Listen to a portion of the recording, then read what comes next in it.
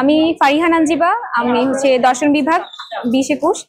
তো রিসেন্টলি আমি চাকসুতে দাঁড়িয়েছি হল সংসদ থেকে, দেশনেত্রী বেগম খালেদা জিয়া হলে। তো রিসেন্টলি যখন আমি নির্বাচনের কাজকর্ম পরিচালনা করছি, এমন সময় হচ্ছে সাইবার বুলিং করা হয় আমার সাথে।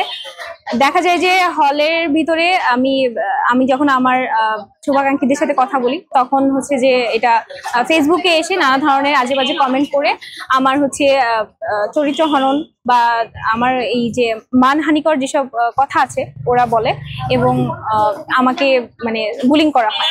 তো আমি আজকে এখানে এসেছি এজন্যই অভিযোগ দায়ের করতে, যে এ ধরনের বুলিং এর শিকার হলে আসলে চাকসুতে আমাদের মেয়ে ক্যান্ডিডেট একদমই কম। কিন্তু এভাবে যদি বুলিং এর শিকার হতে থাকি আমরা, তো দেখা যাবে যে ভবিষ্যতে যারা প্রার্থী আছি আমরা, তারা তাদের একটা মেন্টাল মানে বড় একটা প্রভাব পড়বে এতে।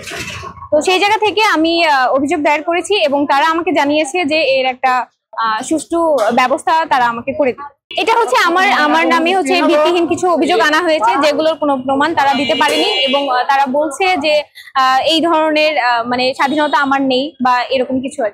আচ্ছা, নির্বাচন কমিশনার বলেছে ওনারা অভিযোগ নিয়েছে, ওনারা আমার থেকে প্রমাণ নিয়েছে, অভিযোগও নিয়েছে, এবং বলেছে যে আজকে তারা সভায় বসবেন, সেখানে এই বিষয়টি তারা উপস্থাপিত করবেন, করার পরে আমাকে জানানো হবে, অবশ্যই এটার একটা ব্যবস্থা নেওয়া হবে, এতটুকু এনশিওর করেছে আজকে।